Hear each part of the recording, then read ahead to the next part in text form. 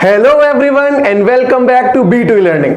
बच्चा आज हम स्टार्ट कर रहे हैं रिलेशंस एंड फंक्शन चैप्टर का पार्ट 7, यानी कि ऑलरेडी हमने 6 लेक्चर्स इसके कर लिए हैं, जिसमें 11th क्लास का रिलेशंस एंड फंक्शन दोनों निपटा चुके हैं और इसके साथ में क्लास 12 का रिलेशंस भी हम कर चुके हैं।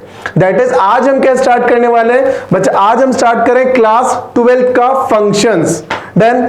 तो बच्चा आज इस चैप्टर में क्या क्या होगा, मतलब चैप्टर में है क्या, अभी इस लेक्चर में क्या क्या पढ़ने वाले हैं। हम पढ़ रहे हैं कि जो फंक्शंस हैं उनको कितने पार्ट्स में डिवाइड करते हैं, कौन कौन से टाइप्स की हम बात करते हैं, फंक्शंस के टाइप की।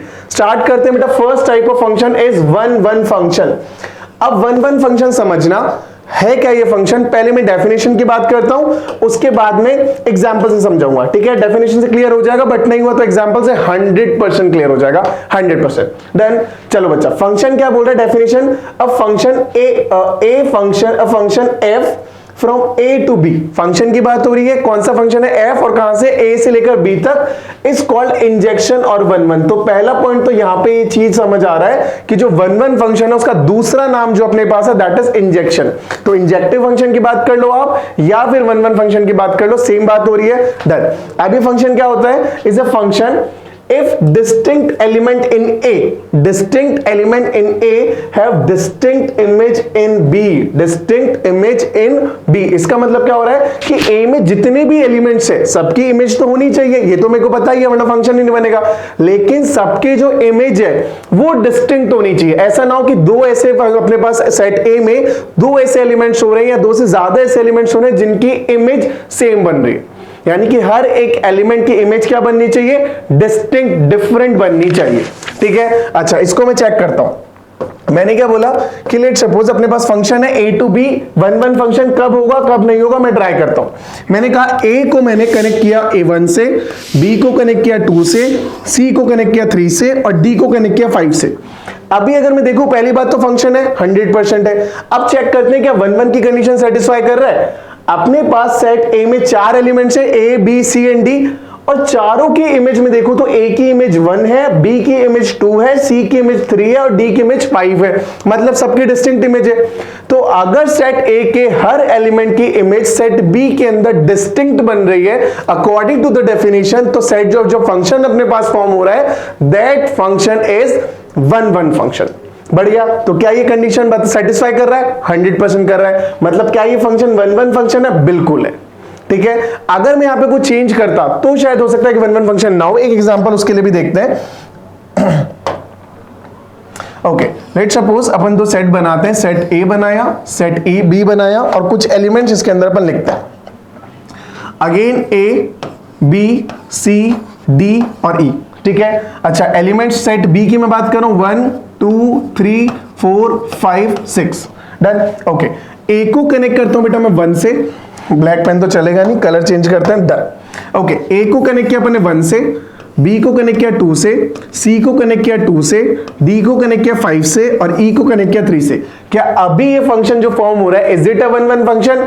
अगर मैं ध्यान से देखूं तो ए सही है, इमेज है अपने पास। अच्छा मतलब कैसे देख सकता हूं मैं, ऐसे भी देख सकता हूं डायरेक्टली, इसको बी से ए की तरफ देखता हूं तो बी का जो पहला एलिमेंट अपने पास ए, इसकी प्री इमेज ए चलेगा, 1 की प्री इमेज ए चलेगा।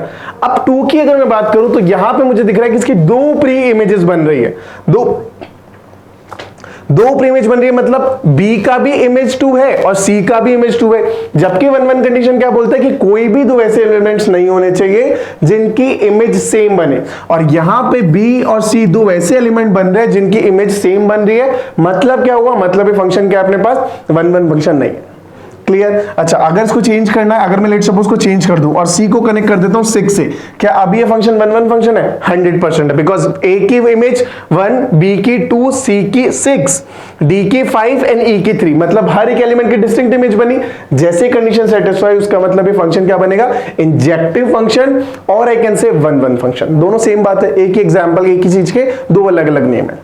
क्लियर। इंपॉर्टेंट फंक्शन है, ध्यान रखना अपने पास टोटल अपन 4-5 फंक्शंस की बात करेंगे जिसमें से एक ये इंपॉर्टेंट है वन वन, या इसको मैंने बोला इंजेक्टिव फंक्शन। सिंपली अगर मैं ब्रीफ करूं तो सिंपल क्या बोल सकता हूं कि सेट ए के हर एलिमेंट की इमेज सेट बी के अंदर यूनिक होनी चाहिए, या फिर बोल सकता हूं सेट ए के हर एलिमेंट की डिस्टिंक्ट इमेज होनी चाहिए सेट बी के अंदर। ठीक है, मैथमेटिकली क्या बोला मैंने कि अगर ए और बी दो एलिमेंट है सेट ए के, कोई भी दो एलिमेंट है A1 और A2, ठीक है, ए बी नहीं, A1 एंड A2 दो एलिमेंट्स हैं सेट ए के, अगर A1 और A2 इक्वल नहीं है, A1 और A2 इक्वल नहीं, तो definitely f of A1 will not be equal to f of A2। यही तो कंडीशन सेटिस्फाई करनी है। Am I clear? बहुत बढ़िया। अब अच्छा नेक्स्ट टाइप के अपन बात करते हैं, that is many one function. ठीक है, इसका कोई दूसरा नाम नहीं है, ज्यादा इज्जत इसको दी नहीं गई है मैथमेटिक्स में। अपने को क्या पता है मेनी वन फंक्शन कौन सा होता है? वो फंक्शन जो वन वन नहीं है, that will be many one function. Simple, या तो फंक्शन वन वन होगा या नहीं होगा। अगर वन वन फंक्शन है तो दैट इज ओके, अगर नहीं है तो फंक्शन क्या बनेगा? That will be many one function. यानी कि अगर मैं वन वन की कंडीशन को फॉल्स कर दूं, वन वन की क्या कंडीशन थी कि सेट ए के हर एलिमेंट की यूनिक इमेज आनी चाहिए, ठीक है, और डिस्टिंक्ट इमेज आनी चाहिए। तो अगर सारे एलिमेंट्स के अलग अलग इमेज है, दैट इज वन वन, अगर नहीं है तो मेनी वन फंक्शन। डेफिनेशन भी शायद ऐसे ही कुछ बोल रही है, a function f from set a to b, a function f from a to b said to be many one function if there exist at least two or more elements of a having the same image in b। वही वाली बात आ गई कि कम से कम दो element ऐसे हो या तो उससे ज्यादा हो तो भी चलेगा, जिनकी इमेज सेट बी के अंदर सेम आ रही है। जैसे ही ऐसी चीज हो, इसका मतलब फंक्शन क्या बन जाएगा अपने पास? मेनी वन फंक्शन बन जाएगा। इसको अगर एग्जांपल से समझे, इसको अपन अगर ड्रॉ करते मैपिंग करें, ए को मैंने कनेक्ट किया लेट्स सपोज 1 से, बी को कनेक्ट किया 2 से, सी को कनेक्ट किया 2 से, डी को कनेक्ट किया 3 से। अभी फंक्शन क्या वन वन फंक्शन है? बिल्कुल नहीं है। क्यों? क्योंकि बी और सी दोनों की इमेज क्या बन रही है? 2 बन रही है। और जैसे ऐसा हुआ कि 2 और more elements are there in set A whose image is same, यानी कि मेरे को दिख रहा है दो ऐसे एलिमेंट्स मिल रहे हैं सेट ए में, एक बी मिल रहा है एक सी मिल रहा है, और दोनों की इमेज क्या है? दोनों की इमेज अपने पास है 2, सेम इमेज है। इसका मतलब ये फंक्शन क्या बनेगा? क्या ये फंक्शन वन वन फंक्शन बनेगा? ना। ये क्या फंक्शन बनेगा? ये फंक्शन बनेगा बेटा मेनी वन फंक्शन। इसका मतलब ये फंक्शन है मेनी वन। क्लियर? तो सिंपल फंडा, अगर हर एक एलिमेंट की डिस्टिंक्ट इमेज है वन वन, अगर नहीं है तो मेनी वन। बात खत्म। डन? बहुत बढ़िया। अब जब फंक्शन अपने को समझ आ गया कि वन वन फंक्शन कौन सा है, मेनी वन फंक्शन कौन सा है, अब थोड़ा सा ना देखते हैं कि फंक्शन को देख के बताए कैसे कि यार फंक्शन ना वन वन है कि मेनी वन। हर बार तो मैपिंग नहीं मिलेगी, इतना इजी क्वेश्चन नहीं आएगा। तो बेटा उसके लिए समझते हैं 3 तरीके अपने पास है बेटा ये डिफाइन करने के कि फंक्शन मेनी वन है कि वन वन है कि नहीं है। ठीक है, वन बाय वन तीनों को देखते हैं। फर्स्ट मेथड क्या अपने पास बोलता है कि if x1, x2 belongs to a, दो एलिमेंट मैंने लिए, कोई भी एक x1 है एक x2 है, और दोनों किसको बिलोंग कर रहे हैं? दोनों सेट A को बिलोंग कर रहे हैं। And fx1 and fx2 belongs to b। Of course fx1 क्या होता है अपने पास? अगर फंक्शन में x1 रिप्लेस किया है x से, x को किससे रिप्लेस कर दिया? x1 से, तो जो वैल्यू आ रही है that is fx1। Similarly x2 से रिप्लेस करने से fx2। तो ये दोनों किसको बिलोंग कर रहे हैं? सेट B को। Equate fx1 and fx2 and f implies x1 is equal to x2। fx1 को इक्वेट किया fx2 से, अगर x1 की वैल्यू x2 के बराबर आ रही है then the function is one one, otherwise many one. अब मैं थोड़ा सा सिंपल वर्ड में इसको समझाने की कोशिश करता हूं। अगर मेरे को कोई भी फंक्शन दे रखा है और ये बताना है कि यार फंक्शन ना वन वन है कि नहीं है, तो क्या करो, रैंडम कोई भी वैल्यू ले लो, कोई भी दो वैल्यू जिम करो, एक को x1 बोला एक को x2 बोला, और फंक्शन में x से रिप्लेस कर दो। लेट्स सपोज अगर मैं इसी की बात कर रहा हूं, सीधे एग्जांपल से समझाता हूं। क्या किया अपन ने, fx तो अपने को गिवन है, अपन ना f ऑफ x1 फाइंड कर लेते हैं। अच्छा, f ऑफ x1 क्या बनेगा अपने पास? सिंपल, जहां भी x है उसे किससे रिप्लेस कर दो? x1 से रिप्लेस कर दो। So that will B x1 power 2 plus x1 power 1, मतलब x1 छोड़ दो एंड प्लस 1, ये बन गया fx1। अच्छा, एक बार ना fx2 फाइंड कर लो, मतलब एक वैल्यू ले लिया अपन ने x2 और उसको x2 ही रखा, और वहां से fx2 फाइंड कर लेते हैं। So it will be x2 का square plus x2 plus 1। Clear? तो fx1 फाइंड किया, fx2 फाइंड किया। अब क्या करना है? Equate fx1 and fx2। अभी fx1 फाइंड किया, fx2 फाइंड किया, और दोनों को इक्वेट कर दो। अगर दोनों को इक्वेट किया तो f1 square plus x1 square plus x1 plus 1 is equal to x2 square plus x2 plus 1। Done? अब चेक करते हैं अभी क्या होगा। जब इसको कंपेयर करेंगे, सॉल्व करेंगे, तो दो कंडीशन आएगी, या तो x1 और x2 इक्वल आ जाएंगे, या x1 और x2 इक्वल नहीं आएंगे। दो कंडीशन बनी और दो कंडीशन के लिए दो सॉल्यूशन। अगर x1 और x2 इक्वल आ जाते हैं तो जो फंक्शन बनेगा वो कौन सा फंक्शन बनेगा? 1 function, otherwise many one function. बस इतना सा। अगर रिजल्ट मेरे पास सिर्फ इतना आता है कि यार x1 is equal to x, जब इसको सिंप्लीफाई किया, फाइनल सॉल्व किया तो अपने पास आ रहा है x1 is equal to x2। अगर सिर्फ इतना अपने पास आ रहा है that is function is 1 otherwise function is many one. Simple. अभी यहां तक मैं पहुंच चुका हूं। अब एक बार चेक करते हैं क्या हो रहा है। 1 से 1 कैंसिल हुआ। ओके, फर्दर सॉल्व करने में काम करता हूं, x2 को साइड ट्रांसपोज करता हूं तो बनेगा x1 square minus x2 square is equal to x2 minus x1। Done. a plus b minus b लगाते हैं तो यहां से बनेगा x1 minus x2 into x1 plus x2 is equal to, यहां से माइनस साइन बाहर ले लेता हूं और x1 माइनस x2 लिख देता हूं। x1 माइनस x2 कैंसिल हुआ और बना अपने पास x1 is equal to -1 minus x2। यानी कि ये क्लियर समझ आ रहा है कि यार x1 is not equal to x2। ये तो आ रहा है कि x1 x2 इक्वल तो नहीं है, कुछ माइनस आ रहा है, कुछ -1 आ रहा है, ऐसा कुछ फॉर्म बन रही है। तो किया क्या अपन ने, किया क्या वापस से बताता हूं। पहले fx1 फाइंड किया, fx2 फाइंड किया और दोनों को इक्वेट कर दिया।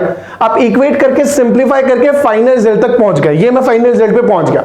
अब मैं चेक करूंगा क्या फाइनल रिजल्ट मेरे पास x1 is equal to x2 आ रहा है। अगर आता तो मैं बोलता 1 फंक्शन है, और जो ना आया तो मैं क्या बोलूंगा, फंक्शन अपने पास मेनी वन फंक्शन है। और जो ना आ चुका है यहां पे, ये पता चल गया नहीं आ रहा, इसका मतलब फंक्शन कौन सा है? This function is many one function. खत्म, एकदम सिंपल। ठीक है, तो अपने पास एक तरीका हुआ किसी भी फंक्शन को देख के ये बताने के लिए कि that function is many one और 1 fx1 fx2 इक्वेट किया, फाइनल रिजल्ट चेक किया। If x1 is equal to x2 that is 1 otherwise many one. Done. अब नेक्स्ट टाइप बात करते हैं बेटा सेकंड मेथड। सेम एग्जांपल मैंने लिया जो पिछली बार में था अपने पास, fx equal to x square plus x power 1 plus 1। अब ये तो आपको पता चल गया कि यार ये 1 तो नहीं है, मेनी वन है।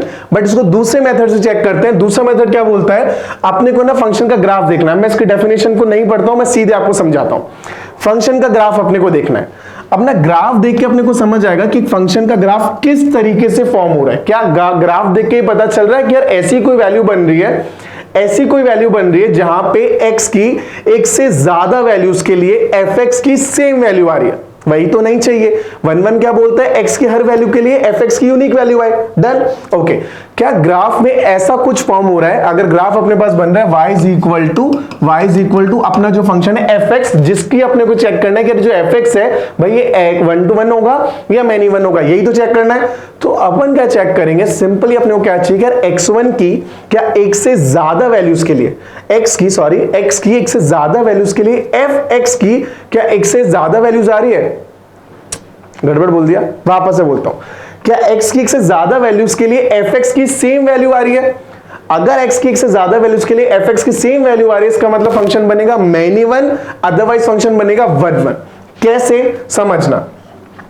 लेट सपोज ग्राफ ना ये बन रहा है, ये मैंने बोला फर्स्ट ग्राफ बना ऐसा कुछ, ठीक है। अच्छा, एक ग्राफ अगर ऐसा बन रहा है, इसका मतलब मेरे को दिख रहा है x की हर वैल्यू के लिए fx की डिफरेंट वैल्यू आ रही है। मैंने x1 माना, x2 माना, x3 माना, x4, x5, x6 कुछ भी लो। अगर ये x1 है तो ये वैल्यू अपने पास आ रही है fx1। अगर ये पॉइंट x2 है, अगर ये पॉइंट, तो ये अपने पास आ जाएगा fx2। अगर इस पॉइंट को मैं बोलता हूं यार x3 है, तो ये पॉइंट अपने पास आ जाएगा f of x3 and so on चलता रहेगा। मतलब मेरे को क्या समझ आ रहा है कि यार x1 की मैं x के अलग अलग वैल्यूज ले रहा हूं, x1 लिया, x2 लिया, x3 लिया, x4 लिया, कोई भी वैल्यू, चाहे मैं इस साइड लूं चाहे मैं उस साइड लूं, तो fx की जो वैल्यू आ रही है fx1, fx2, fx3 हर बार डिस्टिंक्ट वैल्यू आ रही है। अगर अपन देखें तो क्या ये बात समझ आ रही है? ठीक है, तो इसका मतलब ये फंक्शन क्या है, ये फंक्शन है 1 फंक्शन। x की एक वैल्यू के लिए fx की एक वैल्यू, मतलब हर एलिमेंट की इमेज डिस्टिंक्ट। जैसे ये केस बना, मतलब फंक्शन क्या बनेगा अपने पास 1 फंक्शन। मतलब मेरे को समझ आ रहा है कि यार ग्राफ कभी भी ना ऐसा स्ट्रेट लाइन बन रही है, वो कैसे भी स्ट्रेट लाइन बने, ये बने ओरिजिन से पास हो नहीं हो कोई फर्क नहीं पड़ेगा, पैरेलल लाइन बन रही है, कैसी भी लाइन बन रही है, स्ट्रेट लाइन फॉर्म हो रही है, इसका मतलब फंक्शन मेरे पास क्या बनेगा, फंक्शन बनेगा 1 ठीक। अच्छा, अदरवाइज भी बात कर रहा हूं, हमेशा जरूरी नहीं कि स्ट्रेट लाइन पर ही 1 बनेगा, बट स्ट्रेट लाइन पे 1 बनेगा, ये डेफिनेटली है। ठीक। अच्छा, मिटाते हैं इसको और आगे समझते हैं। ठीक है। अच्छा, जब भी अपने पास ग्राफ ना कुछ कर्व में बन रहा है, और कर्व में भी कैसे, लेट सपोज ये ग्राफ की मैं बात करूं, ठीक, अब ये स्ट्रेट लाइन तो नहीं है, बट स्टिल थोड़ा सा ठीक करते हैं, कंफ्यूजन ना हो जाए इधर। अगर मैं इस ग्राफ की बात करूं तो still this graph is 1 1 function. क्यों? क्योंकि मेरे को अभी भी दिख रहा है, मैं x के किसी भी पॉइंट की बात करूं, x के किसी भी पॉइंट की बात करूं, fx की डिस्टिंक्ट वैल्यू आ रही है, बिल्कुल आ रही है। इसका मतलब ग्राफ अभी भी क्या है, अभी भी 1 1 फंक्शन है, ठीक है। अच्छा, तो फिर सर 1 1 कब नहीं होगा, जरा एक एग्जांपल उसका दे दो ताकि थोड़ी सी ना दिमाग में क्लैरिटी आ जाए। चल बेटा, उसी की एग्जांपल देता हूं जब 1 1 नहीं बन रहा है। अपन ने बोला कि ये अगेन एक ग्राफ है और ना अपने पास कार्टेशियन प्लेन है, और ग्राफ ना कुछ ऐसा फॉर्म हो रहा है। अभी मैं अगर देख रहा हूं तो x की एक वैल्यू के लिए, x की एक से ज्यादा वैल्यूज के लिए फंक्शन ना सेम वैल्यू दे रहा है। कैसे? अगर मैं इस पॉइंट की बात करता हूं, लेट सपोज ये मैंने एक लाइन ड्रॉ कर दी पैरेलल, ठीक है। अच्छा, इस पॉइंट की बात कर रहा हूं, ये अपने पास x है, x1 है, तो ये अपने पास आ रहा है fx1, डन। अच्छा, अगर ये पॉइंट की बात करूं, ये पॉइंट x2 है, तो ये अपने पास क्या आ रहा है, f ऑफ x2 भी आ रहा है। अच्छा, इस पॉइंट की बात करूं, ये पॉइंट मेरे पास x3 है, इसका मतलब यही पॉइंट एक और चीज क्या आ रहा है अपने पास, f ऑफ x3। मतलब मेरे को क्लियर समझ आ रहा है कि यार x की ना x1 के लिए वाली बात करूं, x2 की बात करूं या x3 की बात करूं, तीनों केस के लिए फंक्शन जो मेरे को दे रहा है वैल्यू, वो सेम वैल्यू दे रहा है। मतलब क्या हुआ कि यार x की एक से ज्यादा वैल्यू के लिए fx की सेम वैल्यू आ रही है। और जैसे ये कॉन्सेप्ट आए, जैसे ये बात निकल गई, इसका मतलब क्या होगा, फंक्शन कौन सा है, 1 1 है, कतई नहीं है भाई। तो फंक्शन 1 1 बचा नहीं, बचा फंक्शन क्या बचा अपने पास, मैनी 1 फंक्शन। इसका मतलब अब मैं ग्राफ देख के क्लियर समझा सकता हूं कि यार फंक्शन ना कब 1 1 होगा, कब 1 1 नहीं होगा, ठीक, ओके। तो अगर मैं किसी भी क्वाड्रेटिक इक्वेशन की बात करता हूं, लेट सपोज मेरे पास है 2x square plus 7x plus 19, एक फंक्शन है अपने पास fx। अब सर इसका ना ग्राफ तो मेरे को पता नहीं है, आप मेरे को बस ये बता दो कि फंक्शन जो बनेगा ये 1 1 बनेगा कि मैनी 1 बनेगा। बेटा सोचना ही नहीं है ना, सोच के टाइम वेस्ट करना ही नहीं है, सीधे आंसर बोल दो मैनी 1 फंक्शन है। रीजन क्या है, कौन सी इक्वेशन है, क्वाड्रेटिक। क्वाड्रेटिक इक्वेशन ना बचपन से पढ़ते आ रहे हैं कि सर जब भी क्वाड्रेटिक इक्वेशन बनाते हैं तो उसका जो ग्राफ फॉर्म होता है वो ना पैराबोला फॉर्म होता है। अब वो चाहे पूरा ऊपर ग्राफ बने, चाहे वाई एक्सिस को कट करे, चाहे ना कट करे, सिर्फ टच करके चले जाए, फर्क ही नहीं पड़ेगा, ग्राफ मेरे पास पैराबोला बनेगा। मतलब इसका मतलब मैंने रैंडम माना कि ग्राफ ना लेट सपोज का ऐसा कुछ बन रहा है। तो अगेन मेरे को पता है कि x की एक से ज्यादा वैल्यूज के लिए, इस वैल्यू के लिए भी मैं बात करूं, इस वैल्यू के लिए मैं बात करूं, अगेन मैं इस वैल्यू के लिए बात करूं, इस वैल्यू के लिए बात करूं, तो फंक्शन में हर बार ऐसा हो रहा है कि y ना मेरे को x की दो अलग अलग वैल्यूज के लिए fx की सेम वैल्यू निकल के आ रही है। क्यों? क्योंकि ग्राफ तो कर्व होके जाएगा, x के लिए x1 के लिए यहां भी ग्राफ यही था और x2 के लिए भी ग्राफ यही आ रहा है। इसका मतलब मेरे को समझ आ रहा है कि जब भी क्वाड्रेटिक इक्वेशन आती है, जब भी क्वाड्रेटिक इक्वेशन आती है तो ग्राफ जो अपना फॉर्म होता है वो कौन सा फॉर्म होता है, यानी कि फंक्शन जो होता है अपना वो कौन सा फंक्शन होता है, 1 1 तो नहीं है, मतलब मैनी 1 फंक्शन। क्लियर? और सिर्फ क्वाड्रेटिक नहीं, आप कोई भी एग्जांपल की बात करता हूं, अगर मेरे पास फंक्शन अपने को दे रखा है fx is equal to x raise to power n, fx is equal to x raise to power n। अब सिंपल सा फंडा n की पावर चेक कर लो। अगर जो n की पावर, वापस से बोल रहा हूं, अगर जो n की पावर यहां पर ऑड है, ठीक है, जैसे 1 है, 3 है, 5 है, 7 है, तब तो ग्राफ बनेगा अपने पास क्या आ सकता है, n कैन बी ऑड और n कैन बी इवन। मैं दोनों केस लिख देता हूं, n अपने पास एक केस में मैं मान रहा हूं, थोड़ा सा स्पेस लेते हैं, ओके। अगर n अपने पास ऑड नंबर है, मतलब 1 3 5 7, तो इसका मतलब ग्राफ कैसा फॉर्म हो रहा है, ग्राफ ना ऐसा कुछ फॉर्म हो रहा है। अगर मैं x क्यूब की बात करूं तो ग्राफ ऐसा बनेगा, x इस फॉर्म में बनेगा, तो ऐसे कुछ फॉर्म हो रहा है ग्राफ। यानी कि उस केस में अपने पास जो फंक्शन बन रहा है fx इज 1 1 फंक्शन।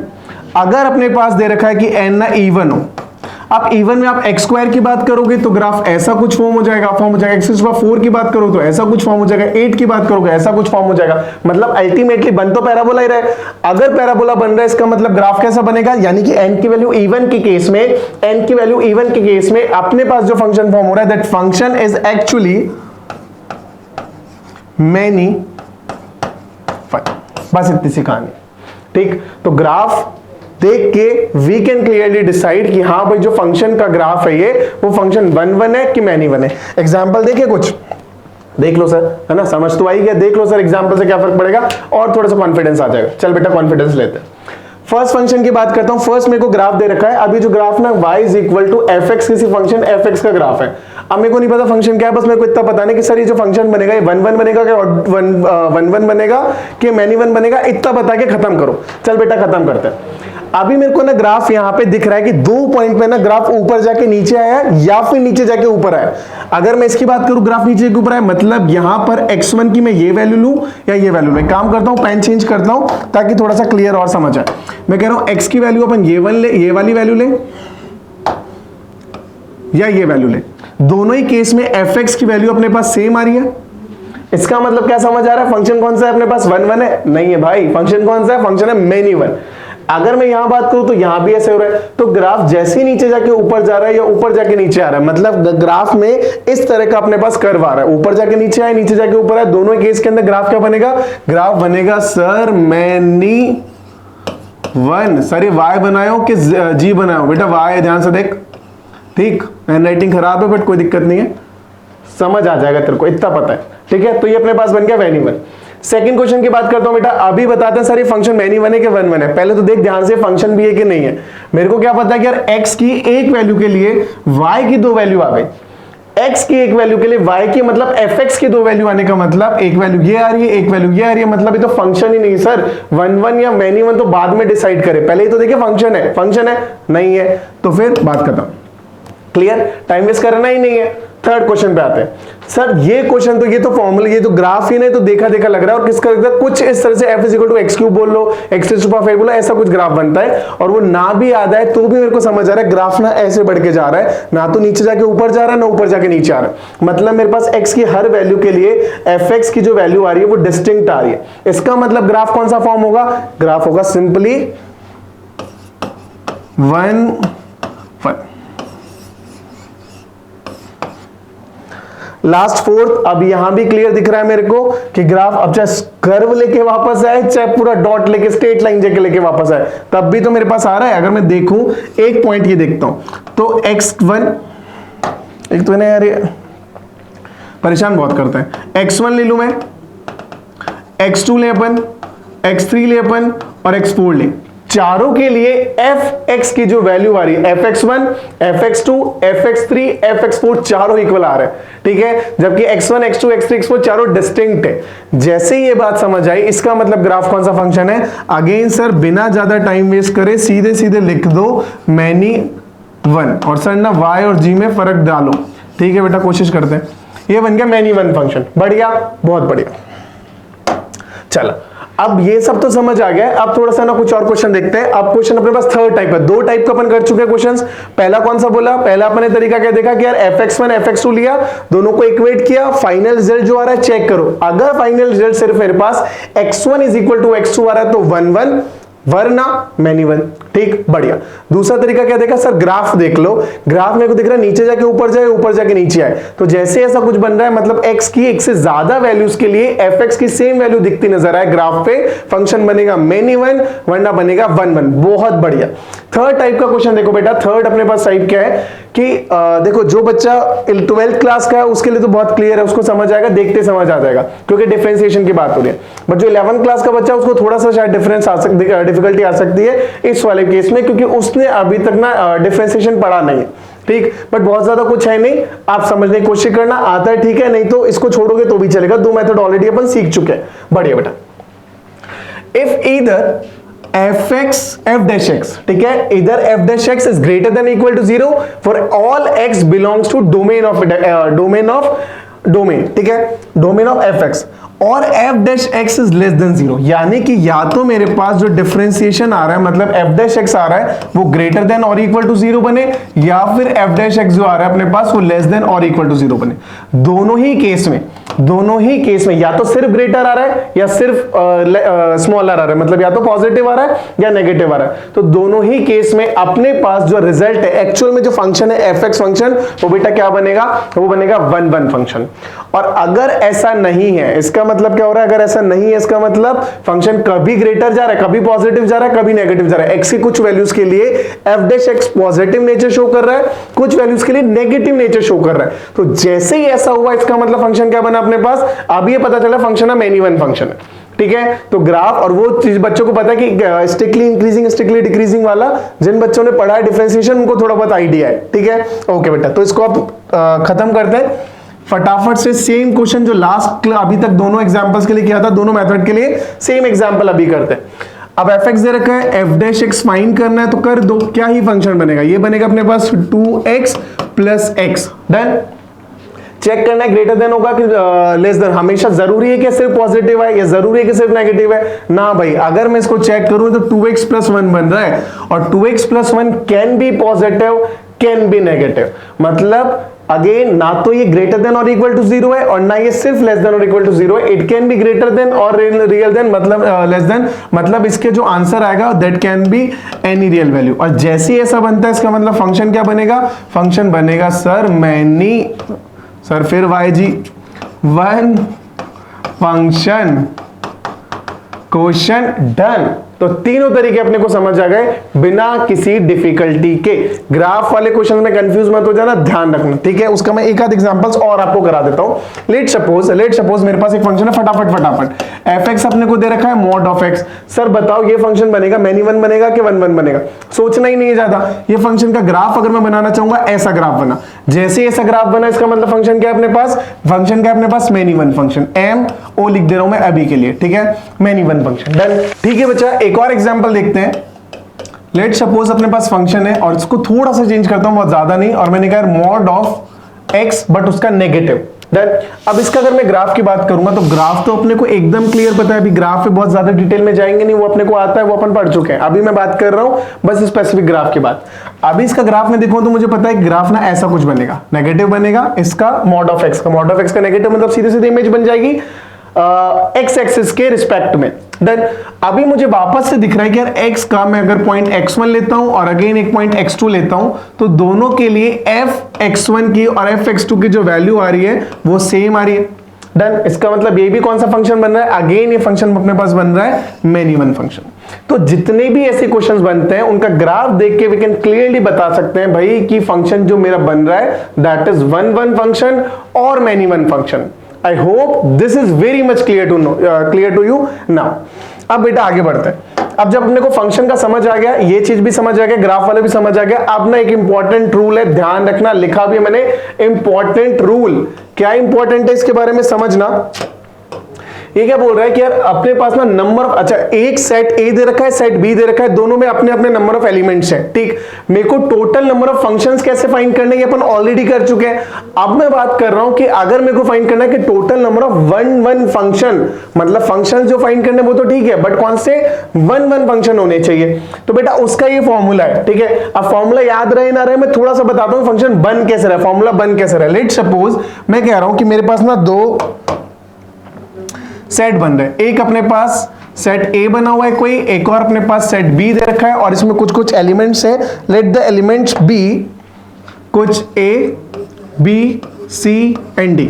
अच्छा सेट बी की मैं बात करता हूं, इसमें एलिमेंट्स अपन कुछ कंसीडर करते हैं 1 2 3 4 5 एंड 6 एलिमेंट्स मैंने मान लिए सेट बी के अंदर है, 4 एलिमेंट्स मैंने मान लिए सेट ए के अंदर है। यानी कि इस केस में सेट बी के पास ज्यादा एलिमेंट्स है as compare to set A. और क्वेश्चन बोल रहा है कि m elements from set of m elements to set n, मतलब इस क्वेश्चन के हिसाब से m की वैल्यू अपने पास आ रही है 4 और n की वैल्यू अपने पास आ रही है 6। अभी मैं आगे आता हूं। देन अब ना प्रोबेबिलिटी परम्यूटेशन कॉम्बिनेशन इतना बेसिक सबको आता है, थोड़ा बहुत 10th में सबने पढ़ा है, ठीक है, और 11th में तो बहुत अच्छे से पढ़ा है, बट स्टिल 10th में भी इतना पढ़ा है कि इस क्वेश्चन को आप देख सकते हो, समझ सकते हो।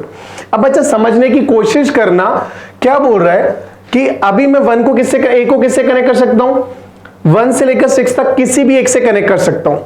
अब बी को किससे कनेक्ट कर सकता हूं, उसे छोड़ दूं जिसे एक से कनेक्ट किया, बाकी किसी से। फॉर एग्जांपल मैंने कहा ए को ना 1 से कनेक्ट किया है, अब मैं बी को 1 के अलावा किसी से भी कनेक्ट कर सकता हूं। मैंने बोला बी को 6 से कनेक्ट कर दिया, अब सी को 1 और 6 के अलावा किसी से भी कनेक्ट कर सकता हूं। यही तो बोलता है 1 1 फंक्शन कि सर जो इमेज बनाओ ना वो डिस्टिंक्ट होनी चाहिए। यानी कि मैं इतना बोल सकता हूं, इस क्वेश्चन को मैं ऐसे कंसीडर करूं कि यार सेट बी ना किस चीज को रिप्रेजेंट कर रहा है कि कुछ चेयर्स हैं। कितनी चेयर्स है सेट बी के पास? यहां पर 6 चेयर्स है, 6 चेयर्स है, ठीक है। और बैठने वाले बच्चे हैं ये 4 बच्चे हैं जिनको इन चेयर्स पे बैठना है। और कंडीशन ये भाई एक सीट पे ना एक ही बच्चा बैठेगा, ठीक। एक सीट पे एक ही बच्चा बैठेगा, मतलब एक सीट एक बच्चे को मिलेगी, फाइनल है। कोई भी सीट एक से ज्यादा बच्चों को नहीं मिल सकती। मतलब वही बात हो गया, किसी भी एलिमेंट की एक से ज्यादा प्री इमेज नहीं हो सकती। देन अब सिंपल फंडा बना, 6 चेयर्स हैं, 4 स्टूडेंट्स हैं। कितने तरीके से सेलेक्ट कर सकते हो? कितने तरीके से सेलेक्ट कर सकते हो भाई? NPR हो गया, जिसमें ये N है, ये R है, number of permutation, number of arrangement. और सिलेक्शन के साथ अरेंजमेंट मैटर करता है, ध्यान रखना। So this is basically number of permutation of R thing out of n things बना। तो number of arrangement of m things out of n things। तो फॉर्मूला क्या बनेगा? फॉर्मूला बन जाएगा NPM क्वेश्चन डन।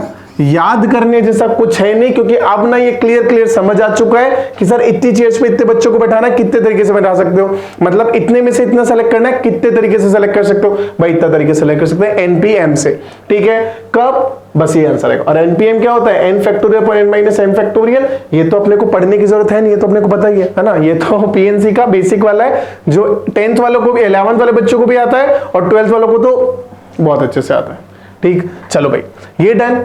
अच्छा सेकंड केस, अगर m की वैल्यू m से छोटी हो, मैं कहता हूं कि यार यहां से मैं 6 रेज कर देता हूं, 5 रेज कर देता हूं, 4 रेज कर देता हूं, 3 तक रहने देता हूं। अभी मुझे 1 1 फंक्शन बनाने भाई। मैंने a को कनेक्ट किया, ठीक है।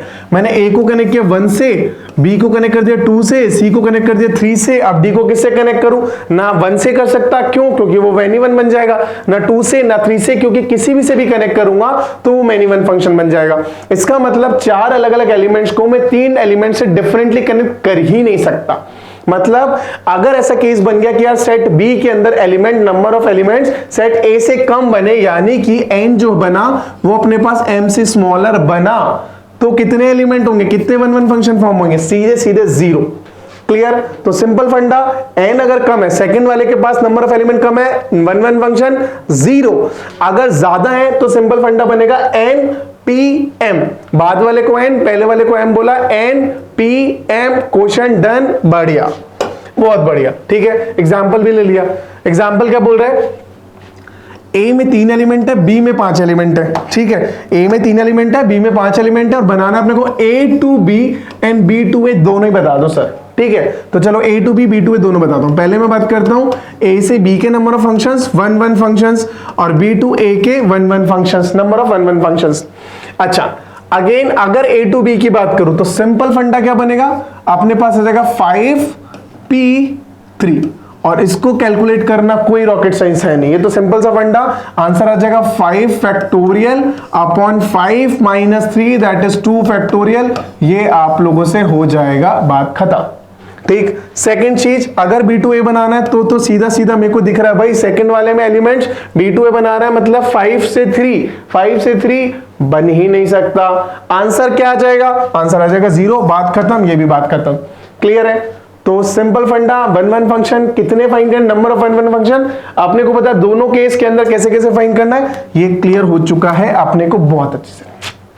डन।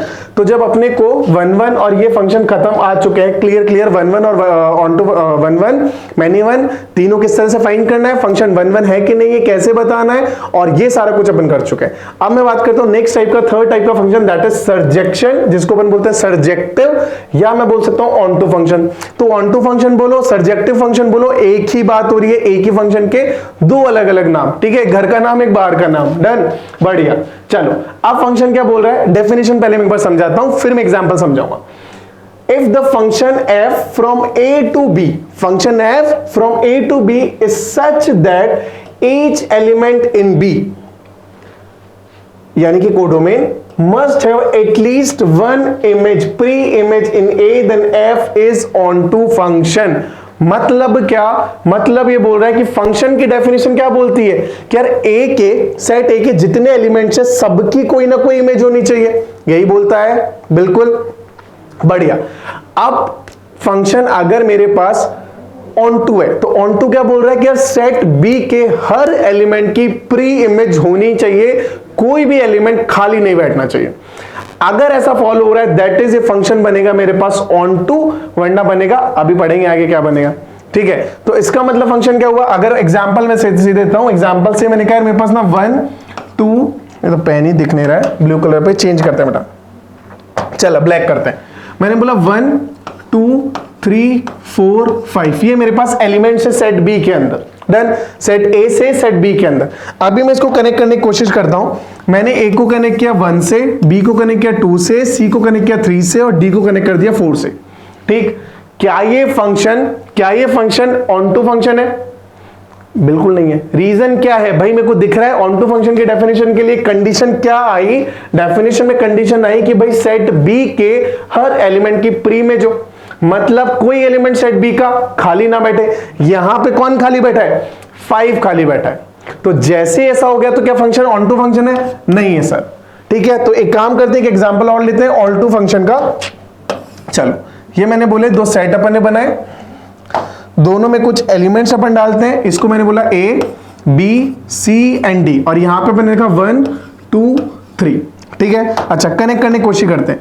ए को कनेक्ट किया 1 से, बी को कनेक्ट किया 2 से, सी को कनेक्ट किया 3 से और डी को कनेक्ट किया 1 से, ठीक है। आराम से देखो, clear A B C D 4 element set A के, 1 2 3 3 एलिमेंट सेट बी के।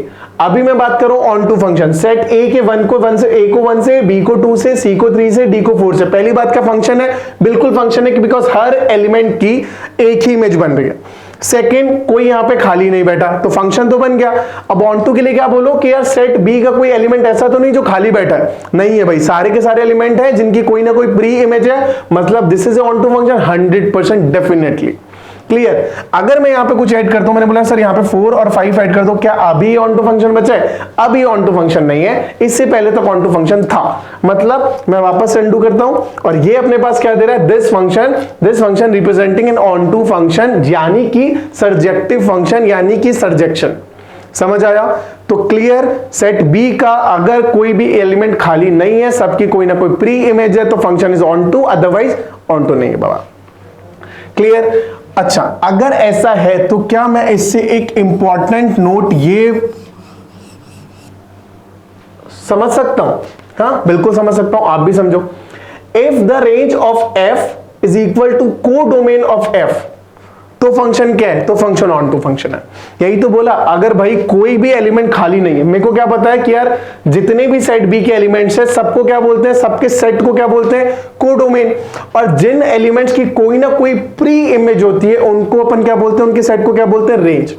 तो सेट बी को एज इट इज बोला डोमेन, कोडोमेन, और सारे एलिमेंट्स जिनकी प्री इमेज उनको बोला रेंज। अब यहां पे मुझे पता है कि ऑन टू की कंडीशन ही क्या है कि हर सेट बी के हर एलिमेंट की प्री इमेज हो। अगर सेट बी के हर एलिमेंट की प्री इमेज है, मतलब कोडोमेन ही तो रेंज बन गया बाबा। क्या बना? कोडोमेन ही तो रेंज बन गया भाई। तो जैसे मुझे इतना पता चला, सिंपल फंडा, कि अगर कोई फंक्शन ऑन टू फंक्शन है कि नहीं है, क्या चेक करना है, कोडोमेन चेक करना है, और क्या कंपेयर करना है, रेंज से कंपेयर करना है। अगर फंक्शन की रेंज और कोडोमेन सेम आ रहा है, that is function is onto function, वरना not an onto function. अब not an onto function को क्या बोलते हैं वो मैं समझता हूं इस एग्जांपल से, इस फंक्शन से। नेक्स्ट अपने फंक्शन आया अपने पास, दैट इज इनटू फंक्शन। और इनटू फंक्शन क्या है? जो ऑन टू नहीं है वो इनटू है। जैसे अपने पास 1 1 मैनी 1 था, यार 1 1 फंक्शन का नेम अपने पास आया, क्वेश्चंस अपने पास आए, कंडीशन अपने पास आई, और वहां से मैंने बोला कि यार एक और नेम भी उसका था कुछ इंजेक्टिव फंक्शन करके। अब अपने पास है मैनी 1 फंक्शन, क्या कंडीशन आई? सिंपल, जो फंक्शन 1 1 नहीं वो मैनी 1, ठीक। ऐसे ही जब मैंने ऑन टू की बात करी तो उसका नेम भी अलग से आया, सर्जेक्टिव फंक्शन उसको अपन ने बोला, कंडीशन अपन ने पढ़ी। अब अगर एक फंक्शन ऑन टू नहीं है तो वो फंक्शन क्या बनेगा? वो इनटू बन जाएगा। इतनी सी इसकी इज्जत है, सिंपल। तो इनटू फंक्शन क्या बोलता है? अगर एक फंक्शन अपने पास ऑन टू नहीं है, दैट इज इनटू। मतलब क्या? A function f from a to b set to b is such that there exist at least one element, there exists at least one element in codomain, मतलब set B, which is not the image of any element in domain। समझ आया? मतलब को domain में कम से कम एक element खाली बैठा हो जिसकी कोई प्री इमेज ना हो, तो उस सेट को, उस फंक्शन को मैं क्या बोलूंगा, उस फंक्शन को अपन बोलेंगे बेटा into function. Clear? Not an onto function मतलब इनटू फंक्शन। क्लियर? एग्जांपल मैंने बोला ए तो अपने पास था ही, अपन ने लिया 1 2 3 बस इतना, ठीक है। अच्छा, 1 को ए को कनेक्ट किया, ए को कनेक्ट किया 1 से, बी को कनेक्ट किया 2 से, सी को कनेक्ट किया 3 से, डी को कनेक्ट किया 1 से। अभी ये फंक्शन कौन सा फंक्शन है? क्या ये इनटू फंक्शन है? नहीं है भाई। क्यों? जितने एलिमेंट थे सारे खाली बैठे, और जैसे ऐसा हुआ इसका मतलब फंक्शन क्या बन गया? On to function. इनटू के लिए क्या चाहिए होता? अगर मैंने बोला कि सर यहां पे एक एलिमेंट ना 4 भी है, एक एलिमेंट 5 भी है, ठीक है, या 5 ना भी है, सिर्फ 4 है, तो क्या अभी ये फंक्शन इनटू फंक्शन है? बिल्कुल है। क्यों? क्योंकि मेरे को एक एलिमेंट ऐसा दिख गया जो सेट बी के अंदर है जिसकी कोई प्री इमेज ना हो, यानी को डोमेन में एक एलिमेंट है जो रेंज में नहीं आ रहा। जैसे ही कंडीशन है, इसका मतलब फंक्शन कौन सा है? ये फंक्शन है बेटा अपने पास इनटू फंक्शन। डन। अच्छा, यहां पे मैं 5 ऐड कर दूं अभी भी इनटू है, 6 ऐड कर दूं अभी भी इनटू है, 9 ऐड कर दूं अभी भी इनटू है, फर्क नहीं पड़ेगा। क्यों? क्योंकि मैंने कंडीशन में लिखा है, डेफिनेशन में लिखा है कि एटलीस्ट 1 एलिमेंट इन सेट पे। एक से ज्यादा हो चलेगा, कम से कम एक होना जरूरी है। इसका मतलब directly I can say that if को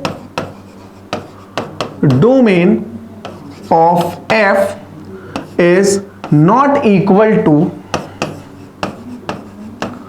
रेंज ऑफ एफ। अगर फंक्शन का एफ जो फंक्शन है उसका को डोमेन और रेंज इक्वल नहीं है, दैट इज इनटू फंक्शन। अगर इक्वल है that is onto function.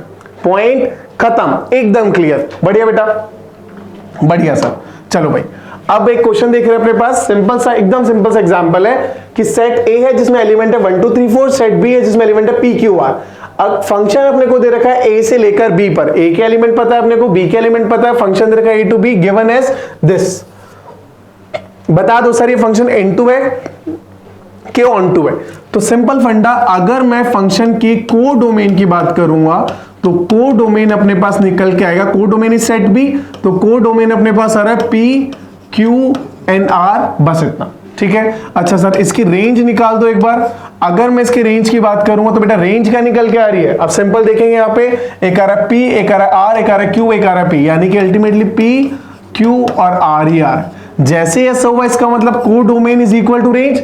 अगर को डोमेन और रेंज इक्वल है मतलब फंक्शन कौन सा बनता है? फंक्शन अपने पास बनता है ऑन टू फंक्शन।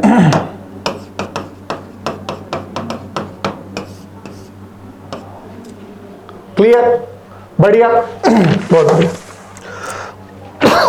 सॉरी बेटा, चलो आगे बढ़ते हैं।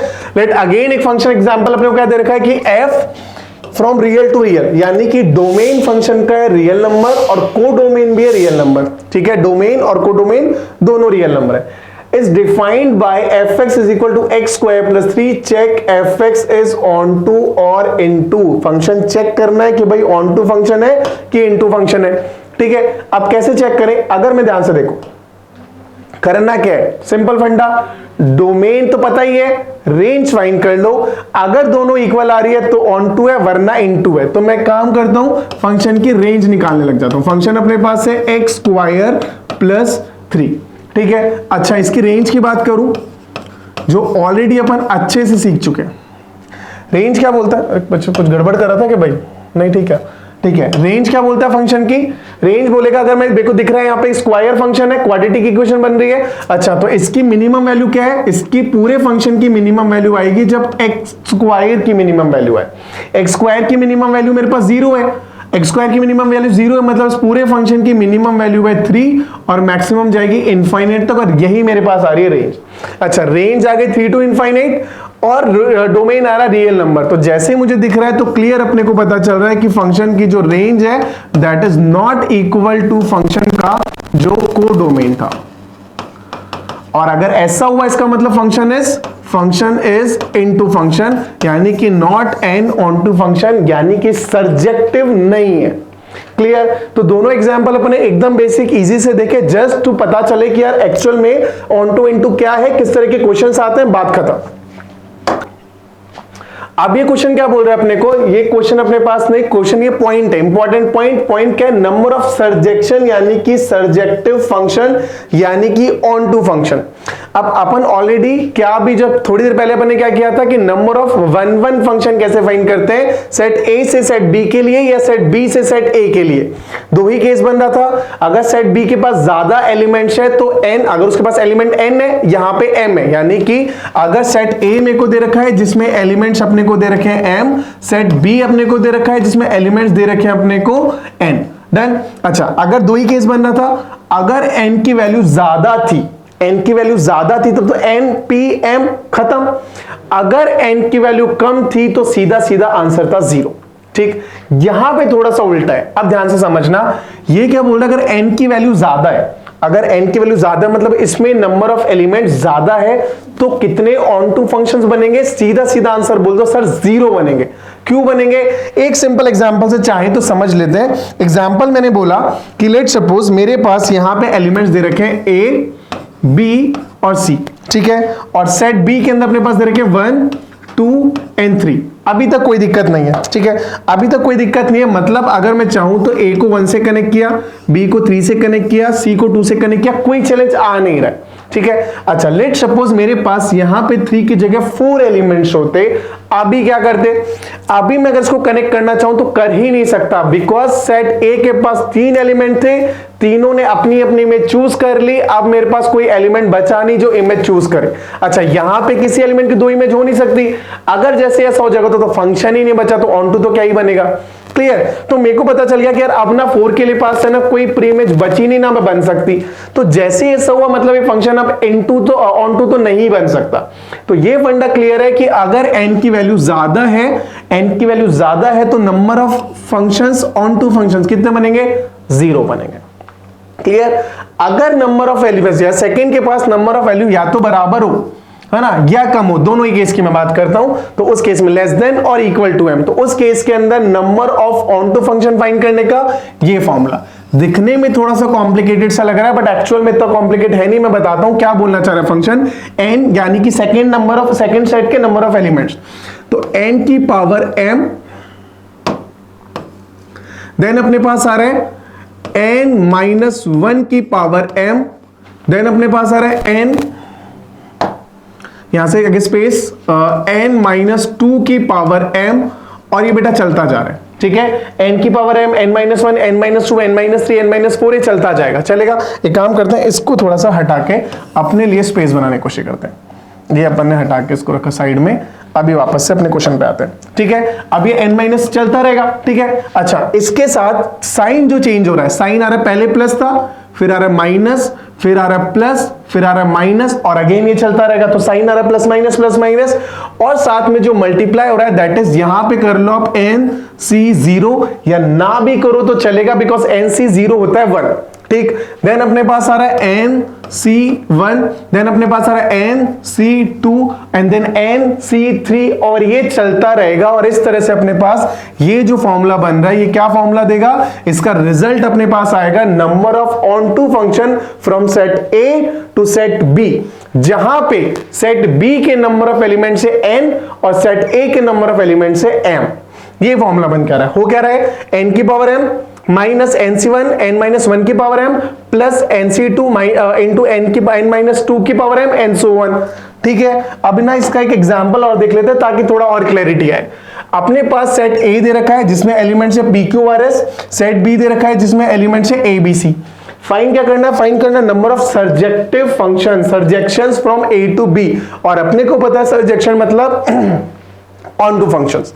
मतलब अगर मैं n ऑफ A की बात कर रहा हूं तो अपने पास आ रहा है 4, n ऑफ B की बात कर रहा हूं तो अपने पास आ रहा है 3, यानी कि according to the question and formula this is m and this is n। तो पहला चीज क्या, n की वैल्यू m से ज्यादा तो नहीं है, नहीं है, क्योंकि वैसी होती तो नंबर सीधे सीधे 0 बोल देता, यहां पे कम है मतलब फॉर्मूले पे चलेंगे। एक काम करता हूं, सीधे सीधे पीछे आता हूं ताकि फॉर्मूले को आप रिलेट कर सको।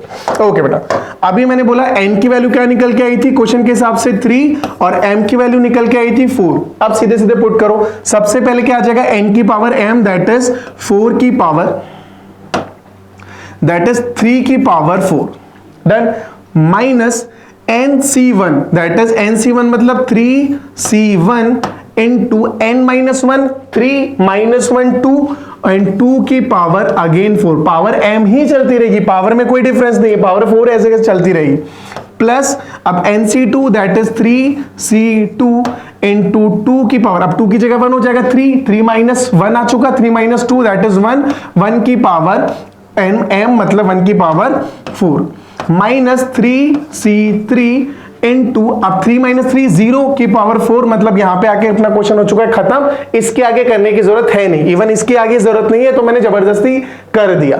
ठीक है, अब इसको सॉल्व करूंगा, 3 की power 4 this is 81 minus 3C1 कितना होता है 6 इंटू 2 की पावर 4 16, अच्छा 3C1 कितना होता है, 3C1 होगा बेटा 3 factor by 2 factor that is 3 into 2 की पावर 4 16, आंसर आ रहा है अपने पास 48 प्लस 3C2 अगेन 3 डन। अच्छा 81 माइनस 48 प्लस 3 84 माइनस 48, आंसर बेटा अपने पास आ रहा है 36 and this is the final answer. ये अपने को क्या दे रहा है 36 number of onto functions from set A to set B, या मैं बोलूं नंबर ऑफ सर्जेक्टिव्स या सर्जेक्शंस। ठीक है, तो इस क्वेश्चन का जो आंसर आया final answer is 36, very clear to everyone. Simple सा फॉर्मूला था, फॉर्मूला याद कर लेना, नोट कर लेना अच्छे से बेटा, ध्यान रखना इंपॉर्टेंट फॉर्मूले जो जा रहे हैं, इंपॉर्टेंट डेफिनेशन जा रही है, साथ के एग्जांपल्स जो जा रहे हैं, साथ के साथ नोट्स बनाते ही चलो। ठीक है, वरना ना फायदा होगा नहीं इस लेक्चर को लेने का, क्योंकि मैथमेटिक्स अपन पढ़ रहे हैं बेटा। ठीक है, हिंदी नहीं है, इवन हिंदी के लिए भी लिखना पड़ता है। मैं तो एक बस बात बता रहा हूं कि तो मैथमेटिक्स का सब्जेक्ट है जो बिना नोटबुक, बिना पेन, बिना नोट्स के तो संभव ही नहीं है बाबा।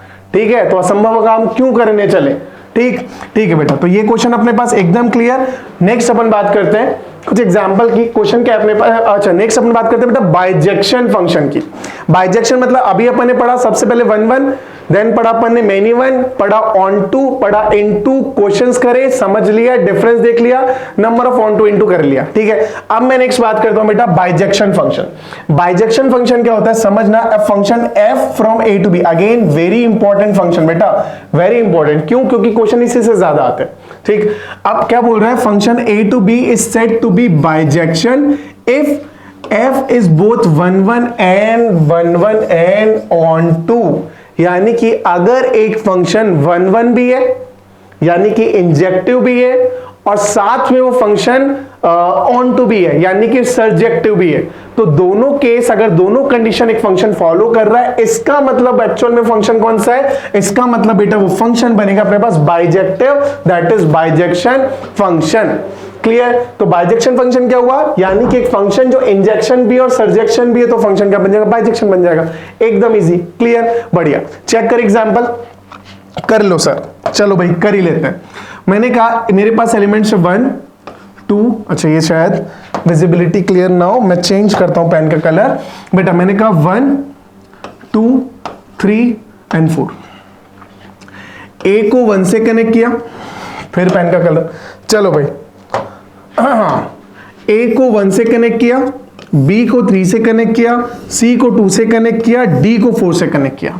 ठीक, अब ये फंक्शन में ध्यान से देखूं तो पहले क्या ये फंक्शन 1 1 है कि नहीं है, बिल्कुल है। हर एक एलिमेंट की, सेट बी के हर एक एलिमेंट की सिंगल प्री इमेज है, दैट इज 1 1 है, बिल्कुल है। टिक मारा, मार लिया। ठीक है, नेक्स्ट मैं बात करता हूं, टिक किस में मारा अपन ने, टिक मारा अपन ने 1 1 पे। ठीक, नेक्स्ट अपने को क्या चेक करना है, नेक्स्ट अपने को चेक करना है ऑन टू फंक्शन। अब ऑन टू है कि नहीं है, सिंपल सा फंडा, सेट बी को चेक करो, कोई एलिमेंट है जो खाली बैठा है, कोई एलिमेंट इसकी प्री इमेज ना हो ना, भाई सबके एलिमेंट है, सारे एलिमेंट्स की प्री इमेज है, दैट इज ये फंक्शन क्या बना, ऑन टू भी बना। अगर ये फंक्शन 1 1 है, अगर ये फंक्शन ऑन टू है, इसका मतलब फंक्शन कौन सा होगा, ये फंक्शन होगा बाइजेक्टिव, या मैं बोल सकता हूं बाइजेक्शन। डन, बिल्कुल डन, क्लियर है, सिंपल फंडा, 1 1 है, ऑन टू है, फंक्शन बन जाएगा बाइजेक्टिव, क्वेश्चन हो जाता है यहां पे डन। अगर दोनों में से कोई भी एक चीज नहीं होता, लेट सपोज मैं कह रहा हूं यहां पे ना 4 के बाद एक एलिमेंट 5 भी होता, क्या अभी ये एलिमेंट अपने पास, अभी ये फंक्शन बाइजेक्टिव है, नहीं है। क्यों? क्योंकि अभी ये फंक्शन ऑन टू नहीं बचा, क्योंकि यहां पर एक एलिमेंट है जो खाली बैठा है। ठीक है, अगर ऐसा ना होकर के मेरे पास ऐसी कोई कंडीशन आती कि डी को लेट सपोज मैं 3 से कनेक्ट कर देता, तो भी अपने पास, और यहां से रहने देता, तो भी ये फंक्शन अपने पास क्या बनता, तो ना तो ये 1 1 फंक्शन बच रहा है अपने पास, क्योंकि एक 3 है जिसकी 2 इमेजेस बन रही है, ना ये फंक्शन अपने पास ऑन टू बचता बिकॉज 4 खाली बैठा है। ठीक है, तो इसका मतलब मेरे को समझ आ रहा है कोई भी फंक्शन बाइजेक्टिव कब, जब वो फंक्शन ऑन टू भी है और वो फंक्शन 1 1 भी है। बढ़िया, बहुत बढ़िया। चल बेटा आगे बढ़ते हैं। ठीक है, अब बाइजेक्टिव फंक्शन के लिए इंपॉर्टेंट नोट, पहला point, if f is a function from a to b, this will be bijection, then na is equal to nb। इसमें तो कोई सवाल होना ही नहीं चाहिए।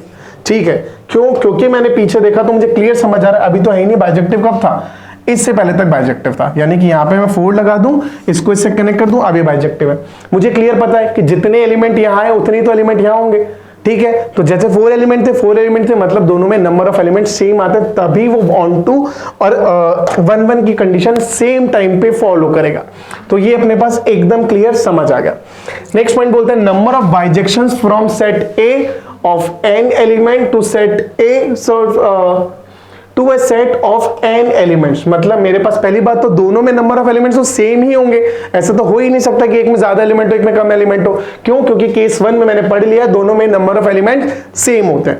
ठीक है, तो अगर दोनों में एलिमेंट सेम है और मैंने माना दोनों में n एलिमेंट्स हैं, तो नंबर ऑफ बाइजेक्शंस कितने हो जाएंगे बेटा? नंबर ऑफ बाइजेक्शंस हो जाएंगे n फैक्टोरियल। रीजन वही चेयर टेबल वाला ले लो भाई। चेयर टेबल वाले में क्या करेगा, चेयर और स्टूडेंट है। ठीक है, अभी होगा क्या, 4 यहां पे अगर स्टूडेंट है, for in example A B C और D, और 4 ही चेयर्स है, तो कितने तरीके से अरेंज कर सकते हैं, 4p4, यानी कि सिंपली बोल सकता हूं 4 फैक्टोरियल, बात खत्म। यही तो होगा, आंसर क्या आ जाएगा, 4 फैक्टोरियल। अगर 4 चेयर्स 4 स्टूडेंट है, यानी कि सेट A में भी उतने ही एलिमेंट है n, सेट B में भी उतने एलिमेंट है n, तभी तो बाइजेक्टिव बनेगा। और कितने ऐसे बाइजेक्टिव फंक्शन फॉर्म कर सकते हैं, आंसर इज n फैक्टोरियल, बात खत्म। Clear? Next point, the function f is bijection if its graph intersects any horizontal line exactly once। कोई हॉरिजॉन्टल लाइन बना दो ग्राफ की, कोई भी हॉरिजॉन्टल लाइन बना दो ग्राफ पे, तो उस ग्राफ को एक ही पॉइंट पे इंटरसेक्ट करेगी, तभी फंक्शन बनेगा अपने पास बाइजेक्टिव, वरना नहीं बनेगा। क्लियर? ओके बच्चा, अभी क्वेश्चन अपने पास कि find whatever the function fx is equal to x plus cos x is 1 1 और नॉट। अभी अपने को फंक्शन बताना है कि 1 1 है कि नहीं है। अब तरीके अपन 3 पढ़ चुके हैं, आपको जो समझ आए वो फंक्शन करो। मेरे को यहां पे x प्लस cos x ना देख के इजीली समझ आ रहा है किसका ना f डैश x फाइंड कर लो। अगर fx अपने को गिवन है that fx is equal to x plus cos x, तो अगर इसका डिफरेंशिएशन करते हैं that is f dash x find करेंगे तो that will be equal to 1 minus sin x। और जैसे 1 माइनस sin x आया, अभी मेरे को पता है कि sin x की मैक्सिमम वैल्यू 1 हो सकती है, मिनिमम -1 हो सकती है। अगर इसकी मैक्सिमम वैल्यू होगी sin x की 1, sin x की जब मैं मैक्सिमम वैल्यू की बात करूंगा तो उस केस में 1 माइनस sin x यानी कि fx की मिनिमम वैल्यू आएगी 0। उसके अलावा हर केस के अंदर इसकी वैल्यू 0 से बड़ी रहेगी।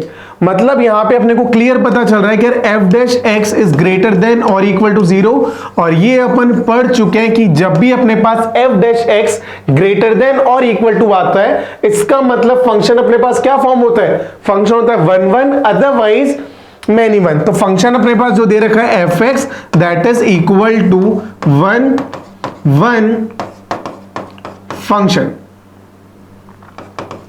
आई hope this is very clear. ठीक है, अपन चाहे तो इसे ग्राफ से या फिर x1 x2 वाली फॉर्म से भी कर सकते हैं, तीनों में से जो तरीका आपको समझ आए उस तरीके से करो। इजी क्वेश्चन था तो ज्यादा आसान था अपने पास कि अपन f डैश x पे जाए, यानी कि डेरिवेटिव पे जाए। डन बेटा? Okay, next. Now this is the last question of this lecture and this is homework question। तो बच्चा आप लोगों को करना है, क्वेश्चन अपने पास क्या दे रखा है मैं एक बार बता दूं कि f एक फंक्शन है, रियल से रियल के लिए be a function defined by fx is equal to x cube plus x square plus 3x plus sin x। बताना क्या अपने को f के बारे में, चारों चीज दे रखी है, फंक्शन ऑन टू है या इनटू है या 1 1 है कि मैनी 1 है। डन? तो 4 ऑप्शंस दे रखे, क्वेश्चन दे रखे, बेटा ट्राई करना है इस क्वेश्चन को एंड आंसर कमेंट बॉक्स में मेंशन करो बेटा। तो मिलते हैं आप लोगों से नेक्स्ट क्लास में। Thank you so much, take care everyone, bye bye.